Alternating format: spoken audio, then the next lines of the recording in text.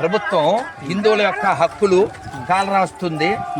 బోనం ఎత్తే వాళ్ళకి అడ్డాలు పెడుతుంది, పూజ చేసుకునే వాళ్ళకి అడ్డాలు పెడుతుంది, ఆవులను కోసే వాళ్ళకి జోహార్లు హారతలు. బోనానికైనా గౌరవం ఇచ్చేంత వాల్యూ లేదంటే 70 ఎకరాలు నరసింహస్వామి ల్యాండ్ అంట ఇది. యాక్చువల్లీ దాన్ని బట్టి 12 ఎకర్స్ ఉంది గుడికి, అది కూడా ఉంచనిస్తలేదు.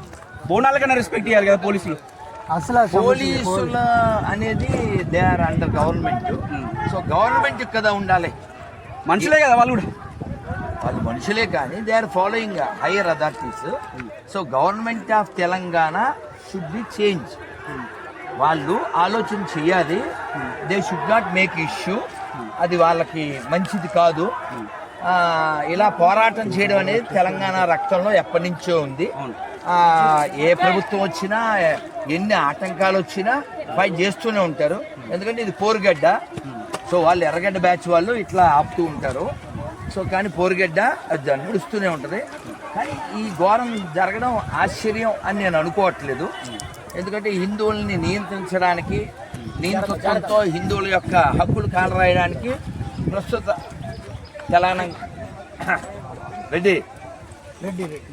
హిందువుల యొక్క హక్కుల్ని కాలరాయడానికి ప్రస్తుత తెలంగాణ ప్రభుత్వం ప్రత్యక్షంగా ఎలా హక్కుల్ని కాలరాస్తుందో మీరందరూ మీడియా వాళ్ళు కూడా చూస్తున్నారు. కాబట్టి ఇప్పుడు ఎవరైతే ఓటు వేశారో వాళ్ళు ఆలోచించుకోవాలి. మన పూజ మన దేశంలో మన మెజారిటీగా ఉన్న 1200 మంది చచ్చిపోతే, హిందువులు చచ్చిపోతే వచ్చిన ఈ తెలంగాణలో హిందువులు బోనాలు ఎత్తడానికి లేదా? అంటే స్థలాలు అమ్ముకోవడానిక ప్రభుత్వం ఉండేది? హిందువుల స్థలాలు కబ్జా చేయడానిక ప్రభుత్వం ఉండేది? సో కాబట్టి ఎవరైతే ఓటేశారో వాళ్ళు ఆలోచించుకోవాలి. సో ఇటువంటి చేటు తెచ్చేటువంటి వారికి వేటు వేయాల్సినటువంటి బాధ్యత తెలంగాణ హిందువుల మీద ఉంది.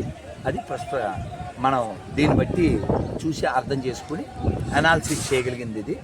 సో ఒక్క మాటలో చెప్పాలంటే ప్రభుత్వం అనవసరంగా అతికిపోతుంది.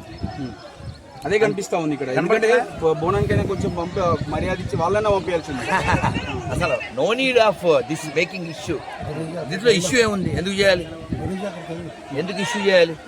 అవసరం లేదు. పోలీసులు అంత ఓవర్ రియాక్ట్ అవ్వక్కర్లేదు. Government over react అవ్వక్కర్లేదు.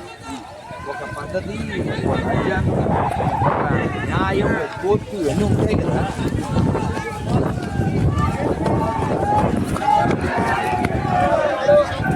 హిందుత్వాన్ని నాశనం చేయడానికి రాహుల్ విన్సీ అనుకో ప్రయత్నాలు చేస్తున్నారు. ఇందులో జార్జ్ యొక్క సోర్స్ కూడా ఉందనేది మనకు కనబడుతుంది. సో కాబట్టి తెలంగాణ కోసం కొట్లాడింది, చచ్చింది హిందువులే. కాబట్టి తెలంగాణను కాపాడుకోవాల్సింది కూడా హిందువులే. కాబట్టి తెలంగాణలో ఉన్నది హిందువుల బొందుగాల్లా తేలాల్సిన సమయం ఇదే.